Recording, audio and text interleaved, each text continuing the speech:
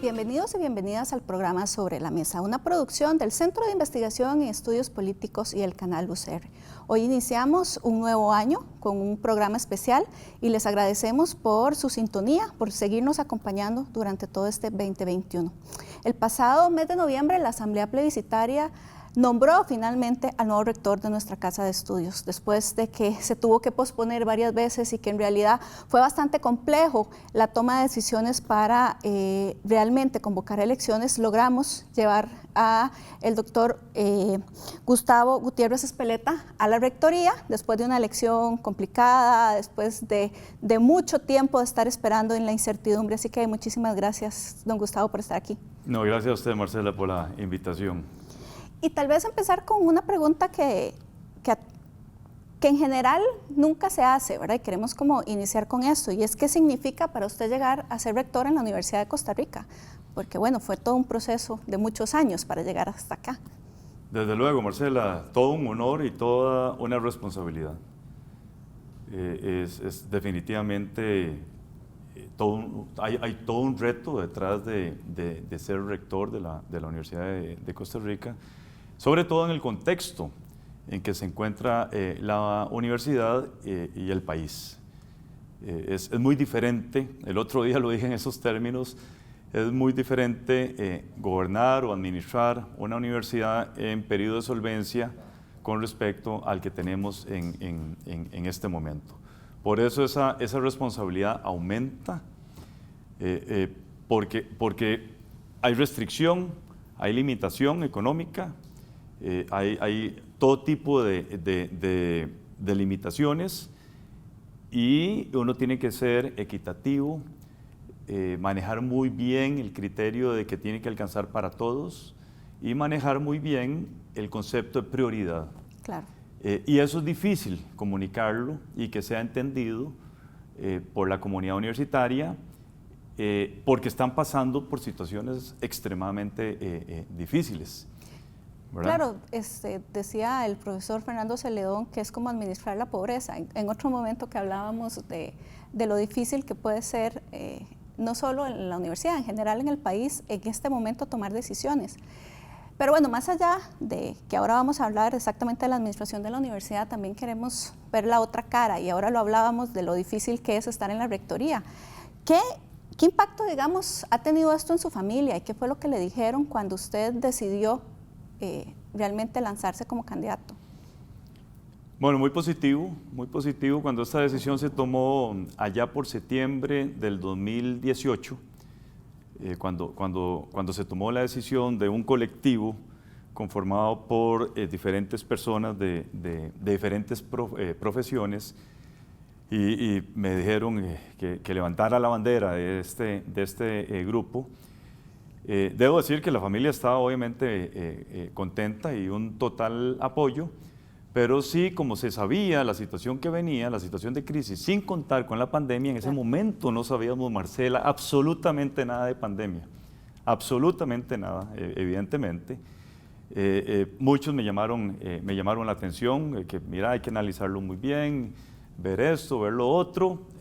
Mis hijas obviamente no tenían esa dimensión política, ya son jóvenes, en aquel momento tenían 16 años y 13, sí, no. y más bien muy entusiasmadas con la posibilidad, pero mis hermanos, 2 hermanos en ese entonces, uno falleció hace un año, y mi hermana y mis cuñadas y sobrinos y sobrinas, y preocupadas por el contexto de política nacional, pongámoslos en esos términos, pero al mismo tiempo muy entusiasmados con la idea, y recibí un apoyo hasta el día de hoy. Y en una campaña que fue difícil en general, digamos, para todas las personas que participaron, ¿verdad? No solo porque de por sí las campañas son complejas, sino también por esa incertidumbre de si se convocaba o no se convocaba, que cuándo iba a ser. Entonces al final se fue alargando y alargando la cuestión. ¿En algún momento usted pensó que no era una buena idea estar en la carrera por la rectoría? Marcela, fue una campaña difícil para los 3 compañeros candidatos y para la compañera Lisbeth, porque primero recuerden, las elecciones iban a ser el 17 de abril. Sí. Por la situación pandémica se cancelaron y se pasaron para el 9 de septiembre. Son fechas que nunca se me van a olvidar, pese a que yo tengo mala memoria. El 9 de septiembre se vuelven a cancelar. Entonces, lo que estábamos viviendo eran prácticamente las 5 candidaturas, las 5 agrupaciones que estábamos en ese momento debidamente inscritos. En aquel momento, no olvido, era ¿por qué no se hace virtual? ¿Por qué no procedemos con el voto electrónico? Y las razones del TEO, muy respetadas en aquel momento y aún ahora, eran que ya el proceso había iniciado y no se podían cambiar las reglas del juego. Es como cuando un partido comienza, que no se puede cambiar las reglas del partido a medio palo, ¿verdad? Entonces fue una campaña, yo creo que única, digna de ser recordada en la historia de la universidad. Difícilmente podrá haber algo similar, dos cancelaciones de procesos ya debidamente organizados. Así que yo creo que cualquiera de las agrupaciones que estábamos en aquel momento viviendo esa experiencia, pasamos exactamente por lo mismo, ¿verdad? Una muy larga, fue muy cansada, sí. pero no solo para nosotros, o sea, muy cansada para los 4 compañeros que estábamos en eso y la compañera, ¿verdad? Entonces, muy particular, pongámoslo en esos términos, única, una campaña única, sin lugar a dudas, ninguna otra similar en la historia de la universidad, y pasarán muchos años para que se dé algo similar. Claro, y cabe señalar que al final se logró hacer una elección bastante ordenada, ¿verdad? La forma en que finalmente el TEU logra un poco acomodar cómo íbamos a ir a votar todas las personas que pertenecemos a la Asamblea Plebiscitaria, creo que es importante, digamos, de colocarlo, porque no fue fácil en una pandemia dirigir una elección. Correcto, y 2 elecciones. Y 2 elecciones, porque recordemos que hubo segunda ronda. Y yo lo he dicho públicamente, mi reconocimiento y mi admiración al trabajo que hizo el Tribunal Electoral Universitario. O sea, fue una organización, fueron muy criticados, el tribunal fue muy criticado, no por nuestra agrupación, por muchas personas integrantes de la comunidad universitaria, porque no entendían ese concepto de que ya el proceso había iniciado y tenía que terminar con una votación presencial, ¿verdad? Eso fue muy comprendido por parte de nuestro grupo, apoyamos muchísimo el proceso, nos unimos a las tareas del tribunal y tal y como usted lo indica, Marcela, digno de levantar ese estandarte del TEO, porque de principio a fin las 2 elecciones fueron sumamente organizadas, muy estructuradas, y nadie puede tener duda de los resultados finales. Sí, o sea, hay total confianza y transparencia en absolutamente todo el proceso. Y todos fuimos tratados por igual. Sí. Nadie tuvo preferencias en ese proceso electoral. Y ya usted ha nombrado en lo que llevamos del programa varias veces el grupo. En ese sentido, ¿qué características tenía el equipo que desde un inicio planteó que usted fuera candidato a la rectoría, que lo acompañó en el proceso? ¿Podría describirnos cómo fue? ¿Qué características además cree que vieron en usted para apoyarlo y seguirlo? Sí, es una pregunta interesante, Marcela. Vamos a ver, el humanismo, yo creo que es una de las características de nuestro grupo. Nosotros estamos interesados en equidad de género, estamos interesados en conceptos de inclusión, estamos interesados en igualdad de oportunidades laborales de todo tipo dentro de la Universidad de Costa Rica. Nos interesaba muchísimo el tema ambiental, tanto es así que fue uno de nuestros ejes que le planteamos a la comunidad universitaria, y también un modelo de gestión muy diferente al que estábamos teniendo, basado en el respeto, en la atención inmediata a la persona, al tema que se estaba presentando, una comunicación fluida, canales abiertos de comunicación. Y debo decirle que en estas 10 semanas que tenemos en la administración, eso ha sido evidente, Marcela. Yo he llamado la atención en algunas instancias donde me llegan las quejas y personalmente tomo el teléfono y llamo a esta persona, mira, pasó esto y esto y esto y esto. En algunos casos se logran acomodar las piezas del rompecabezas, como digo yo, no es fácil, ¿verdad? Porque todo el mundo anda medio ofuscado por las situaciones que estamos experimentando. Pero en términos generales, todavía nos faltan un par de cositas ahí, pero en términos generales creo que eso ha sido manifiesto en ese estilo de gestión que nosotros hablamos en la campaña. Entonces se podría decir que el estilo que plantearon en campaña, ¿verdad? La propuesta de campaña es la que se traslada ahora a la gestión directamente a rectoría. Muchas de estas personas están ahí. Nosotros insistimos mucho en estos elementos y con toda sinceridad, y no lo digo yo, no, lo dicen muchas otras personas de la comunidad universitaria, ese cambio se siente. Cosas en la propia oficina de rectoría. Por ejemplo, sí. se siente un ambiente, yo lo voy a comentar porque a mí me encanta el ejemplo. El primer día que yo comí en el comedor con mis compañeros y compañeras de la rectoría no lo entendían. Eso dice mucho, Marcela. Claro que eso dice mucho. Estamos acá en Sobre la Mesa con el doctor Gustavo Gutiérrez Espeleta, el rector de nuestra universidad. Vamos a una pausa y ya regresamos.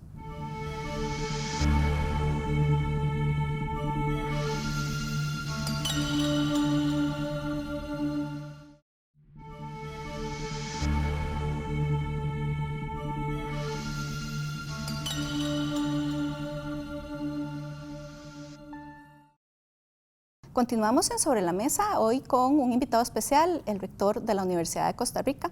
En el primer bloque intentamos un poco como hablar de cosas más personales y de la campaña, pero ya en esta segunda parte me gustaría más bien conversar sobre cómo se encuentra la universidad, ¿verdad? Si tuviera que hacer un diagnóstico sobre la situación que encontró, ¿cuáles serían los primeros, digamos, los principales temas que tenía que enfrentar a lo interno? Porque como lo hemos planteado, no es solo en pandemia, sino en un momento de restricción de gasto. Sí, Marcela. El gobierno de transición de don Carlos Araya nos puso al tanto a todos los candidatos y a la candidata de la situación económica de la universidad, y es algo que realmente agradecemos. Hubo mucha transparencia en el manejo de toda esa información por parte del ex rector, don Carlos Araya. Entonces, como que teníamos eso claro. Y que además había sido inusual porque se tuvo que colocar un gobierno de transición, porque en realidad eso creo que nunca ha pasado. Así, igual como sucedió el año pasado, nunca ha pasado en esta universidad. Exactamente, otro hecho histórico, sí. Aparte de lo que comentamos del proceso electoral como tal. Y en eso yo fui muy claro en los diferentes discursos, mi admiración y respeto no solo al tribunal por lo que hizo, sino a don Carlos Araya, por haber asumido ese gran reto de sacar, digamos, la universidad en el momento que el ex rector, don Henny Jensen, se pensiona. Sí. ¿Verdad? Y el empeño, el trabajo, yo creo que fue muy claro. Por eso destaco que don Carlos ya nos tenía al tanto. Él nos reunía a los 5. Creo que hubo 2 o 3 reuniones de esta naturaleza para hablar propiamente de la situación presupuestaria. Pero como dice el dicho, Marcela, no es lo mismo verla llegar. Por supuesto. No es lo mismo jamás. Cuando nosotros asumimos la rectoría el 4 de enero.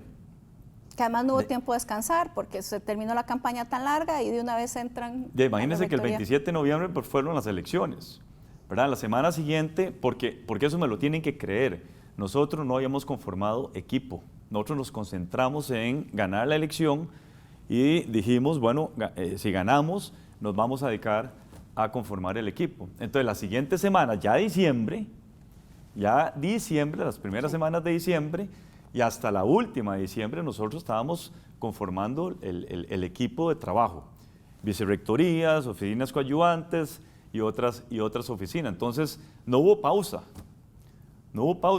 Yo debo confesarle, mi familia siempre, mi familia completa, digamos, el núcleo familiar, siempre toma días de vacaciones. Yo no me puedo incorporar, claro, excepto 30 y 31 de diciembre. amanecí primero y me regresé a San José, fuimos a la finca de un hermano mío en Puriscal, y ya yo el primero estaba trabajando en la conformación del equipo y asumimos el 4 de enero. Sí. El 4 de enero que asumimos, nos dimos cuenta que don Carlos tenía razón, las preocupaciones de don Carlos no eran en vano, había mucha restricción, mucha limitación, y eso nos lleva a nosotros a, vamos a ver, primero hacer un análisis de la situación real, ¿verdad? Y hacer ciertas propuestas presupuestarias, cerremos esto, favorezcamos esto. Me imagino que más adelante vamos a hablar de la importancia de becas, regionalización, sí, claro, y todo ese tipo de conceptos en nuestra administración. Lo lamentable de todo esto es que no es suficiente, no alcanza para lo que queremos hacer. Recordemos que ya el presupuesto que tenemos este año es presupuesto restringido, que viene desde el año anterior. Entonces uno desearía como tener, porque todos los días hay necesidades de infraestructura, todos los días hay necesidades de plazas, Marcela, todos los días nos piden horas de asistente, horas de estudiante. Nosotros queremos, la acción social, recuerden que uno de los ejes grandes de nosotros es el tema de la acción social. Nosotros queremos que la Universidad de Costa Rica tenga un vínculo muy fuerte con comunidades en condiciones de vulnerabilidad social. Y tenemos una serie de propuestas, una serie de ideas, no solo nuestras, sino que la propia comunidad universitaria nos ha llegado a plantear. Claro, pero eso implica recursos. Eso implica recursos. Entonces, viera la frustración, estando ya en la ejecución del presupuesto, de que no nos alcanza para este proyecto, no nos alcanza para este otro proyecto, pero sí los queremos hacer. Sí. Entonces, esto nos obliga a innovar. Bueno, eso es lo bueno de las crisis. Bien plantean que en momentos de crisis es cuando se generan muchísimas cosas, muchísimas ideas y muchísimas innovaciones para poder hacer, ¿verdad? Porque la idea es hacer. Ahora usted también nombraba el tema de la regionalización y esa es otra área, digamos, de riesgo. ¿Cómo va a afectar esta contracción, digamos, del gasto, esta situación económica, este proceso? Y es evidente que la regionalización es una de las áreas afectadas, pero no puede ser, ¿verdad? Entonces, cuando yo hablaba en equidad en la distribución de los recursos, en igualdad y toda esa serie de conceptos, obviamente que yo estoy hablando de la Universidad de Costa Rica a nivel nacional. No estoy hablando de Universidad de Costa Rica en Montes de Oca. Entonces, la regionalización, que también es uno de los ejes prioritarios nuestros, en este proceso de innovación, de repensar las cosas, no debe de afectarse. Y recientemente dimos el aval para incluso abrir una carrera en una sede regional que, a mi criterio, desde que los compañeros y compañeras me presentaron este proyecto en la sede de Occidente, yo dije, esta es una de las carreras que definitivamente tiene que estar ilustrando el concepto de regionalización. Entonces cerramos los ojos, Marcela, dijimos, esta carrera la vamos a abrir, los recursos van a estar, ¿verdad? Vamos a ver cómo reorganizamos toda esa estructura financiera para poder apoyar a los compañeros y compañeras de esta sede y que la carrera a muy corto plazo se pueda desarrollar. Ahora viene el proceso con el visto bueno de nosotros para que pase a CONARE y sea revisado por CONARE y todo ese tipo de cosas. Mientras tanto, somos muy optimistas que la situación presupuestaria vaya cambiando, ¿verdad?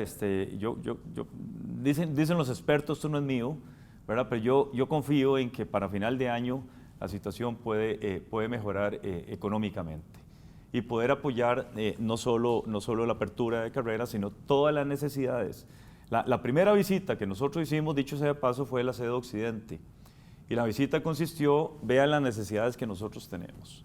Techos de asbestos, por ejemplo, paredes que hay que reconstruir, y no tenemos los recursos. Entonces, hay una frustración, Marcela, asociado a este proceso de administración que, como lo dije, nos lleva a la innovación. Con respecto al tema ambiental, que se lo mencioné rápidamente, bueno, nos reunimos con la embajadora de Alemania, le vendimos toda la idea, teníamos previa comunicación de que a ella le interesaban todos los temas ambientales y hay mucho interés por parte de la Embajada de Alemania de apoyarnos con proyectos muy concretos en los diferentes campus universitarios. Claro, y es que, vamos a ver, es muy complejo que las personas, bueno, a lo interno y mucho más a lo externo, entiendan lo que implica, digamos, la administración de la universidad. Es que no es aquí la sede, no son 3 edificios, en realidad la universidad es realmente muy grande, por eso es de las mejores universidades del mundo y de la mejor, digamos, en Centroamérica. Y una de las críticas en ese sentido es el de las becas, que usted también lo planteaba, que en realidad en lugar de gastar en X, ¿verdad? Porque siempre es como la crítica que por qué no se dan más becas. Tal vez en ese sentido, ¿qué es lo que han planteado? Porque bueno, además el sistema de becas es bastante amplio en la Universidad de Costa Rica, pero otras cosas que ustedes han innovado o han pensado que podrían innovar para mejorar ese sistema. Sí, recordemos que tenemos una escala de 1 a 5 en el sistema de becas, ¿verdad? En la cual 1 es el que menos necesita, 5 es una persona que necesita incluso un apoyo económico. Hemos tenido que cerrar, bueno, que eso no es nuestro, yo lo reconozco, que también la administración de transición del doctor Araya lo hizo, cerrar ciertas partidas para favorecer claro. El de las becas. Si usted me pregunta cuáles, le puedo mencionar directamente el transporte al exterior y viáticos al exterior. O sea, fue una partida que tomamos la decisión de cerrarla. Este año todavía hay mucha incertidumbre con respecto a la pandemia. No esperamos de que nuestros y nuestras profesoras vayan a viajar mucho. Entonces, ahí nos quedan fondos que nosotros perfectamente podemos trasladar para el apoyo de las becas. Sin embargo, nos decía la jefa de la oficina de beca la semana anterior que tenemos un déficit importante. Pero eso digamos, ahí no existe la menor duda, Marcela, que la claridad de la regionalización y las becas nos obligan a nosotros a innovar, a repensar mucho de todo este proceso presupuestario y conseguir los fondos, no sabemos cómo. Pero ni un solo estudiante, ni una sola estudiante se nos puede ir de un aula universitaria por un asunto socioeconómico. Claro, pero ahí también es donde uno se plantea cómo lograr esos equilibrios, ¿verdad?, necesarios, porque tenemos que mantener la calidad de las labores en la sede Rodrigo Facio, en todas las sedes, además también el sistema de becas, toda acción social, toda investigación. O sea, ahí realmente es posible en este momento generar algún tipo de equilibrio. Es evidente, Marcela, que se ha tenido que reducir el presupuesto para investigación y evidentemente ya lo comentamos para acción social, ¿verdad? Y también estamos en el proceso de cómo no afectar la docencia. Afortunadamente el proceso de virtualización, digamos, nos claro, permite un poquito, ¿verdad?, esa flexibilidad. Y ahí es donde entra este concepto de innovar. Estamos apostando a que las embajadas se vayan fácilmente, y ya lo hemos demostrado en reuniones que hemos tenido con embajadores y embajadoras, donde yo aprovecho para venderles un proyecto de acción social y hay un gran interés. Y ya algunas embajadas nos han dicho, nosotros tenemos interés y podemos perfectamente apoyar ese proyecto de acción social. En investigación perfectamente podemos hacer lo mismo, ¿verdad? Buscar fondos diferentes, digamos, como para tener que puedan concursar, digamos, ciertos investigadores e investigadoras en esos procesos de investigación. Estamos acá en Sobre la Mesa, vamos a hacer otra pausa y ya regresamos.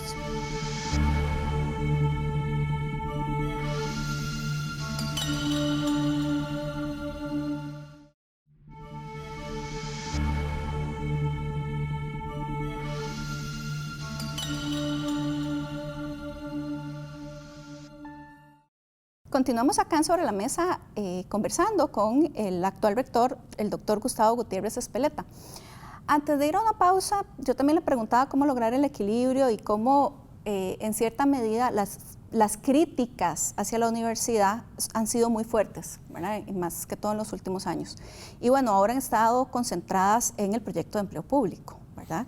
En ese sentido, ¿cuáles son, digamos, las razones de fondo para estar en contra, ¿verdad?, por parte de la universidad? y cómo se tiene alguna estrategia para afrontar esas críticas, porque a veces muchas de las noticias son noticias falsas, ¿verdad? Y prácticamente, bueno, si realmente ganáramos en la universidad lo que algunas personas dicen que ganamos, yo no trabajaría más, porque sería un éxito, ¿verdad? Pero bueno, ¿cómo eliminar también esas fake news que se dan con respecto a nuestra universidad? Sí, bueno, permíteme recapitular un poquito a propósito de lo difícil desde el 4 de enero. Entramos para atender la decisión unilateral y arbitraria que tomó el gobierno de depositar la quincena en Caja Única del Estado. Sí. Entonces, del 4 de enero al 20 de enero, Marcela, nosotros estuvimos dedicados a la atención, nosotros en CONARE y la administración de la Universidad de Costa Rica, dedicados a atender esta situación particular. El 21 de enero, un colega suyo, Felipe Alpizar, me dice, bueno, nos fue bien con esto, hoy inicia la tarea con respecto al proyecto Ley Marco de Empleo Público. ¿Qué hicimos? ¿Qué decidimos hacer? Bueno, conformar una comisión que estuvo integrada por colegas suyos, colegas de la Facultad de Economía, otras áreas de las ciencias sociales y la Facultad de Derecho, para que como comisión estudiara los alcances de este proyecto. Eso no se había hecho en la universidad. La comisión nos entrega un informe a muy corto plazo en el cual se destacan cuestiones políticas, económicas y eventualmente jurídicas. Claro. Preocupaciones de fondo, digamos, que fueron entendidas fácilmente por la comunidad universitaria cuando nosotros lo comunicamos mediante un webinar que hicimos. Bueno, eran preocupaciones que, debo decirle, Marcela, cerca de la aprobación, bueno, al menos de la discusión en plenario de la Asamblea Legislativa, las cosas no han mejorado. Nos dedicamos a visitar y a invitar diferentes diputaciones, vinieron a la Universidad de Costa Rica y nosotros fuimos. Yo en son de broma decía que yo tenía una nueva oficina en la Asamblea Legislativa. Claro. Hubo días que pasé 5 horas en la Asamblea Legislativa. Por supuesto. ¿Verdad? Debo decir, siempre muy bien tratados por los diputados y por las diputadas que con todo respeto oían los criterios de nosotros oíamos los de ellos, habían diferencias, ¿verdad? Pero nos entendíamos. Pero ahora que usted decía que todavía está y que apenas va para discusión en el plenario, un elemento que también ha sido desinformación es plantear que la moción que fue aprobada en comisión es que las universidades van a estar fuera del empleo público. Yo creo que eso es muy importante aclararlo, porque no es cierto que estamos fuera de la ley. Y es interesante porque todavía hoy he oído yo algunos argumentos en ese sentido. Y usted ha sido categórico y usted es politóloga. No estamos fuera. Y una periodista en particular estaba hablando de que el proyecto debe incluir a las universidades, a las municipalidades, etcétera, a la gente de la caja. Hoy nosotros estamos adentro de este proyecto. O sea, en ningún momento se ha presentado una moción que pase con respecto a la exclusión de las universidades públicas. Eso es así de claro. ¿Qué es lo que ocurre? Creo que la moción 90, 89, 90 y 91, que son casi la misma redacción, ahí sí hay una propuesta, una idea muy clara que respeta la independencia o lo que se llama la autonomía universitaria, que eso es lo que nosotros entendemos como independencia de administración, independencia de gobierno, y algo que para mí es fundamental y una de las cosas que más se le puede criticar a esto es que no puede haber en la academia, Marcela, injerencia política y que nos vengan a decir contratamos a este físico nuclear o a este otro no por tales y tales razones. O despedimos a este para contratar a este otro. Y el otro tema es la rectoría, que al día de hoy, leyendo todas las noticias, no es claro, a mi criterio, como genetista molecular, si es servicio civil o si es Mideplan. Y entonces tengo comunicación con algunas personas en la Asamblea Legislativa, hice la consulta y me dice, Gustavo, esa misma preocupación la tenemos nosotros el día de hoy, ¿verdad? Claro, o sea, no estaba resuelto. Y el otro tema de índole económico es, no tenemos los números, no están los números que demuestren que esta es una salida al problema fiscal que tiene nuestro país. Sí, todavía no se ha realmente planteado cuánto efectivamente le va a ahorrar. De hecho, creo que algunos números que han hecho aquí en la Facultad de Ciencias Económicas, más bien lo que plantean es que son millones de colones los que se tienen que realmente colocar para poder hacer efectiva la ley, ¿verdad? Y en ese sentido, digamos que usted plantea la autonomía universitaria, que esa ha sido otra gran crítica, ¿verdad? ¿Cómo entender la autonomía universitaria? Porque la gente dice, es que las universidades se creen una isla y creen que pueden tomar todas las decisiones y que no viven en un país y que, ¿verdad? Y que no son sujetos de las reglas del país como tal. Bueno, ¿qué es la autonomía universitaria? Para que la gente también entienda por qué es que se defiende de esa manera. Y eso es totalmente falso, Marcela, esos elementos son falsos y es muy lamentable, muy lamentable. Vamos a ver que eso está orquestado por algunos grupos e incluyo algunos sectores de la prensa. Y me lo han dicho periodistas en diferentes entrevistas, es que ustedes hablan de autonomía universitaria para seguir defendiendo los privilegios y los salarios millonarios que tenemos. Yo lo he dicho categóricamente en diferentes instancias, Marcela, y probablemente nos han escuchado. No todos los profesores tenemos salarios altos en la Universidad de Costa Rica, pero sí hay salarios altos. Claro. Eso lo hemos reconocido públicamente e incluso también en diferentes instancias hemos dicho tenemos que trabajar en forma urgente la estructura salarial de nuestra universidad. Y usted sabe que ya hay un compromiso de CONARE. O sea, no es solo la Universidad de Costa Rica, ya son las 5 universidades públicas desde CONARE que nos comprometimos hace un mes aproximadamente a regular este tema de la estructura salarial. Solo en la Universidad de Costa Rica ya conformamos una comisión que va a rendir un informe a 3, 4 meses plazo, que será dialogado, será consensuado con el Consejo Universitario, con la comunidad universitaria y todas las otras instancias de la Universidad de Costa Rica. Sí es urgente, Marcela, y vea que lo digo con categoría, sí es urgente entrarle a este tema de la estructura salarial. Yo no justifico bajo ninguna circunstancia un salario de 9.7 millones en nuestra universidad. Una persona que tiene más de 50 años de servicio, claro, y que este tema, que ganamos más por viejos que por mérito o rendimiento, no puede ser posible en nuestro sistema salarial. Entonces, eso es urgente, nosotros ya lo posicionamos, ya está conformada la comisión y en cuestión de, yo espero, 4 meses, comenzamos a socializar eso en la universidad y desde luego en CONARE. Y de hecho ya hay una directriz para un poco contener el gasto a nivel, digamos, de salarios en la universidad, porque es algo que nos llega a todos en el correo. Ahora hay una comunicación que plantea, digamos, cuáles son las cosas que durante por lo menos estos 6 meses se van a tomar para que no se dispare muchísimo más el rubro de salarios. Correcto, no hay pluses, ¿verdad? Eso es duro, claro, duro entenderlo, ¿verdad? Porque afecta evidentemente el bolsillo de las personas y nosotros lo entendemos, pero no pueden haber pluses, los salarios están congelados, cierto tipo de sustituciones están congeladas, ¿verdad? A mí me duele mucho en algunas instancias que nos hemos reunido con personas del sindicato, que uno de los primeros temas que nos sacan es que nos deben plata y de tal fecha, tal y tal cosa, ¿verdad?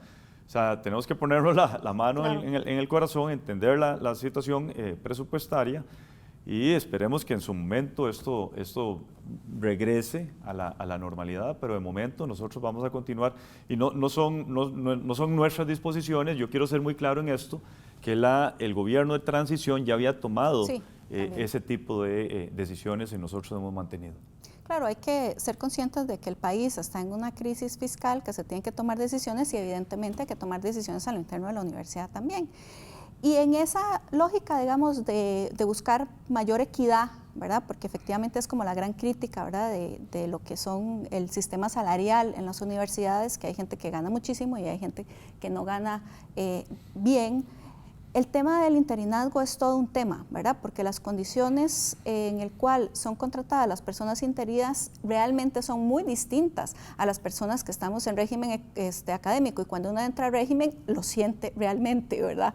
Entonces, para este grupo de interinos, ¿qué se está pensando hacer? ¿Se va a conformar una comisión? Porque esa fue además uno de los grandes planteamientos en campaña. Sí, afortunadamente ya existía una comisión de personas interinas de la Universidad de Costa Rica, que no tiene nada que ver con la administración universitaria.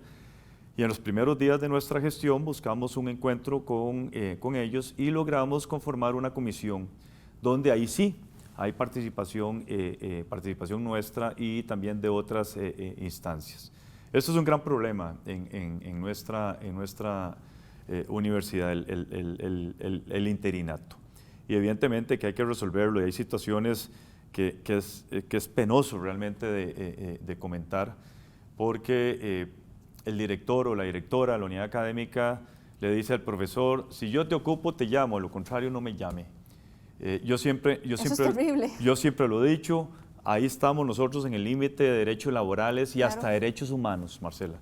Es un tema extremadamente delicado.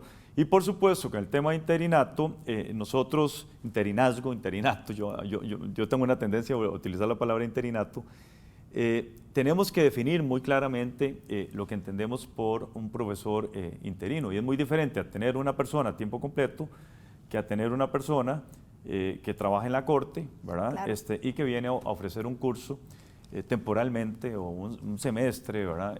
A la Facultad de Derecho, por ejemplo. Sí, una cosa es tener un trabajo tiempo completo fuera de la universidad y además aportar a la universidad con cuarto de tiempo interino, que estar toda tu vida en la universidad de manera interina y pensionarte interina, como le ha sucedido a alguna gente. Pero tenemos que hacer otra pausa. Entonces vamos a hacer una pausa y ya regresamos acá a Sobre la Mesa.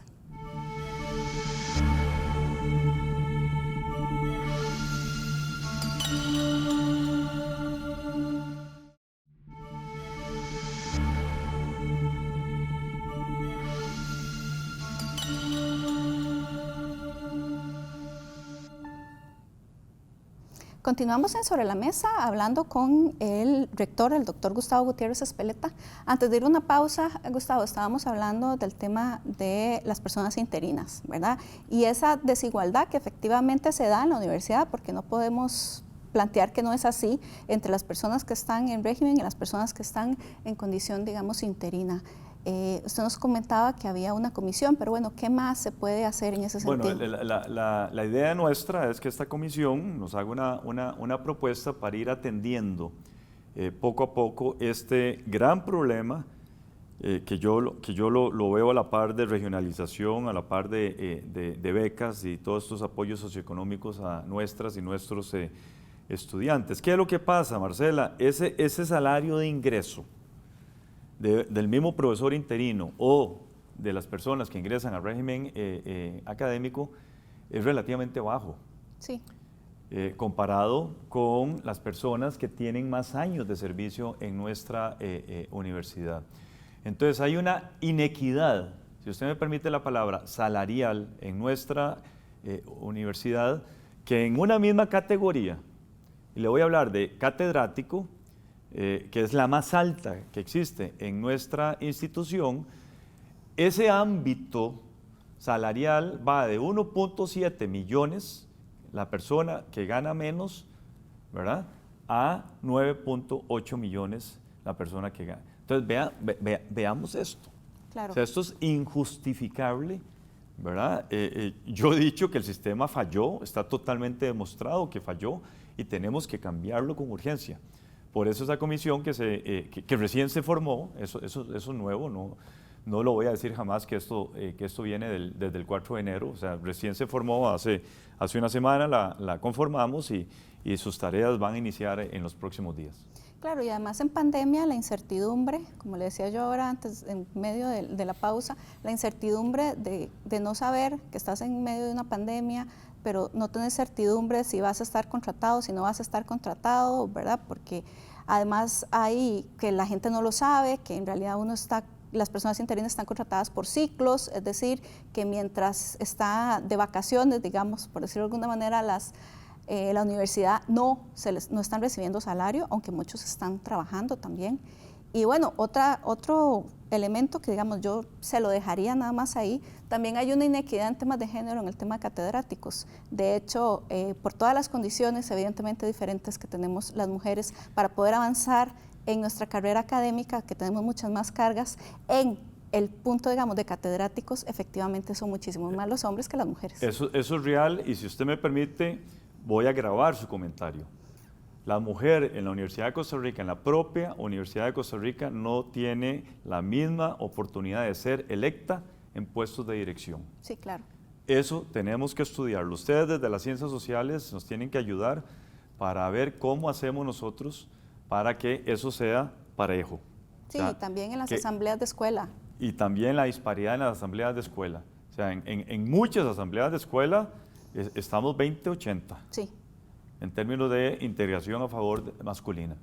O sea, ese tipo de cosas en la propia Universidad de Costa Rica yo no las entiendo.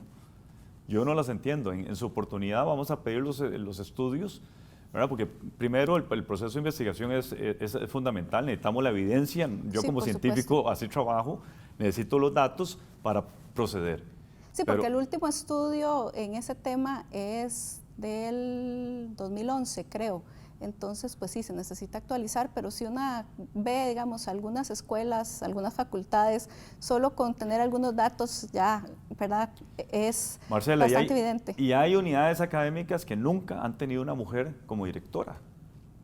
Sí. Estamos hablando de la Universidad de Costa Rica del siglo XXI. Esas cosas no se entienden.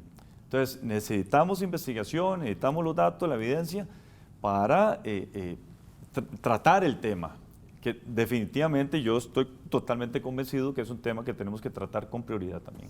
Claro, y son varios, digamos, los temas, pero para poder avanzar, porque ya estamos en el último bloque, quisiera un poquito ahora hablar de CONARE, más bien, cambiando radicalmente de tema. El Consejo Nacional de Rectores, ¿verdad?, y el papel que puede desempeñar en la defensa, ¿verdad?, real de las universidades públicas, es un tema que usted posicionó también durante campaña y que lo ha planteado aquí durante el programa. ¿Cuáles acciones son necesarias, digamos, para el fortalecimiento de CONARE y de esta, digamos, defensa? Viera que afortunadamente, bueno, recuerden que yo tengo 10 semanas de ser miembro de CONARE, sí. ¿Verdad? Soy el más joven. Hemos tenido una cohesión extraordinaria, nos hemos entendido a la perfección, diría yo. Los 5 rectores, y aquí una vez más, ¿no hay rectoras? No, solo rectores. Y yo he llamado la atención en este tema, pero bueno, eso no podemos cambiarlo, desafortunadamente, son 5 rectores en este momento. Es interesante porque CONARE trabaja por consenso, no es mayoría. Y pueden haber posiciones diferentes para un X tema, pero hasta que se logre el consenso, pasamos al siguiente punto, como digo yo. Pero eso es muy complejo, porque lograr el consenso, aunque sean 5 personas... Eso muy interesante. Y eso demuestra lo que yo estaba indicando anteriormente, o sea, un entendimiento, una identificación plena. Por ejemplo, cosas que no son fáciles en las marchas o en las concentraciones que hemos tenido. Usted ve a los 5 rectores. Sí. Eso no se lograba anteriormente. Bueno, obviamente que hay una preocupación particular por las universidades públicas, eso es totalmente entendible, pero aunque eso se hubiera dado en otro contexto, difícilmente se veía la asistencia de los rectores y las rectoras en este tipo de actividades. Entonces, en ese sentido, yo lo digo, hemos trabajado muy bien, nos hemos entendido. Son reuniones muy largas, son reuniones de 4 horas semanales, y pueden haber extraordinarias, lo cual nos indica de que los temas son bien tratados, llegan muy bien preparados. Cuando hay una propuesta de algún compañero, llega con muy sólido respaldo a cada una de las iniciativas que se toman, ¿verdad? Hay temas que nos preocupan. Por ejemplo, la sede interuniversitaria de Alajuela, yo creo que a muy corto plazo nosotros tenemos que resolver. Ya fue tocado en una agenda por mi parte. Yo no estoy convencido de que eso funcione. Y hay de por medio toda una inversión presupuestaria para mantener esa sede en Alajuela. ¿Y qué obstáculos enfrenta en este momento CONARE para lograr esa, digamos, articulación? Bueno, ya dijo que además que es por consenso, lo cual es bastante complejo, pero esa articulación interuniversitaria para defender la autonomía de nuestras universidades y también el financiamiento. Bueno, ahora no estamos en negociación del FES, pero la negociación del FES también va a ser compleja. Sin lugar a dudas, Marcela, yo lo dije en la última marcha, que si salíamos de ese análisis de empleo público librados, va a venir la negociación del FES para junio, julio, y si por la víspera se saca el día, no va a ser nada fácil ese proceso de negociación con este gobierno en particular. Pero el tema no se resuelve porque lo que viene el próximo año, ¿verdad? Eso es una incertidumbre. Con respecto a su pregunta, ¿qué obstáculos? Credibilidad. Déjeme decirle, yo me he encontrado con un tema de credibilidad en CONARE que en la próxima sesión lo voy a plantear como tal para trabajar esa imagen, ese papel que está haciendo CONARE detrás de todo este tipo de cosas. Evidentemente, y lo hemos planteado mucho, el tema de la autonomía, la lucha por el presupuesto, regionalización, ¿verdad? Son prácticamente temas inamovibles, ¿verdad? Esos son temas que no solo se tocaron en campaña, sino que desde el día 1, como usted bien lo planteaba, se tuvieron que tomar y generar, digamos, acciones. Además de estos temas que son tan complejos, ¿cuáles otros consideraría usted que son los principales desafíos que tienen que enfrentar este primer año, y además este primer año en pandemia, volvemos a decir, que es bastante particular? Bueno, de una u otra forma los hemos mencionado, digamos, el tema de becas, el tema interinato, el tema de la regionalización, el tema de la inclusión. No hemos hablado del proceso de admisión. Bueno, el proceso de admisión fue todo un tema. De hecho, por eso se tuvo que retrasar el comienzo del semestre. Correcto. Yo creo que tenemos que revisar muchas cosas con respecto al proceso como tal de admisión. Algunos profesionales nos han dicho que es discriminatorio. Eso tenemos que revisarlo. O sea, no podemos permitir que se discrimine en contra de poblaciones indígenas o en contra de inmigrantes o en contra de poblaciones afrodescendientes. Eso a mí me incomoda mucho particularmente. O sea, si nosotros estamos hablando de humanismo, definitivamente que eso tiene que ser un tema prioritario a revisar en los próximos días. Entonces hay retos para todos los gustos, pongámoslo esos términos, Marcela. Y lo cual necesitamos, y esto es una de las cosas con que quiero terminar la respuesta concreta a su pregunta. Necesitamos la integración de la comunidad universitaria. Y estoy totalmente convencido de que si eso se da, vamos a poder salir adelante como universidad. O sea, el proceso, lo dijimos al inicio, el proceso electoral terminó, ahora todos nos tenemos que sumar por un bien común, y ese bien común es nuestro país, nuestra institución.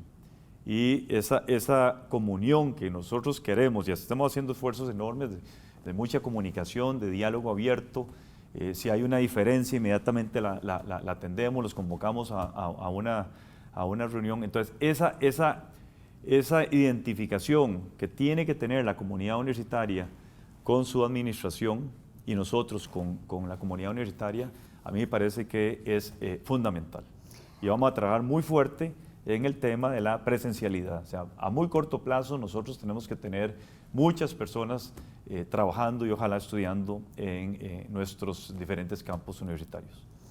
Esta era una pregunta que tenía para el inicio, pero en realidad al final pensé que más bien podía ser un cierre.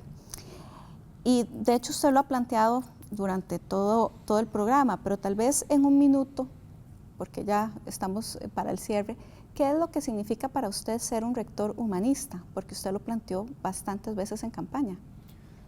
Sí, casualmente que me interesa en que hayan representantes de poblaciones indígenas, representantes de poblaciones afrodescendientes, personas con discapacidad. Nosotros tenemos que atender muy bien el tema de la ley 7600. Déjeme decirle, Marcela, que hay edificios en este momento que no cumplen con 7600 en la propia Universidad de Costa Rica. Respeto a las diferentes posiciones. En fin, eso que dijimos nosotros en campaña, y lo dije en algún momento de la entrevista a propósito de una pregunta suya, se ha manifestado en las diferentes vicerrectorías, desde luego en la rectoría, oficinas coadyuvantes y otras oficinas. O sea, una atención personalizada, de respeto total, digamos, de atender las necesidades que nos está planteando esa persona con prioridad. Bueno, muchísimas gracias, Gustavo, y esta es su casa. Cuando necesite y quiera venir a conversar acá en Sobre la Mesa, tiene las puertas abiertas. Y muchísimas gracias a ustedes en sus casas por acompañarnos. Les recordamos que pueden vernos y seguirnos en redes sociales, en Facebook, en Twitter, en Instagram. Y bueno, les esperamos la próxima semana acá en Sobre la Mesa.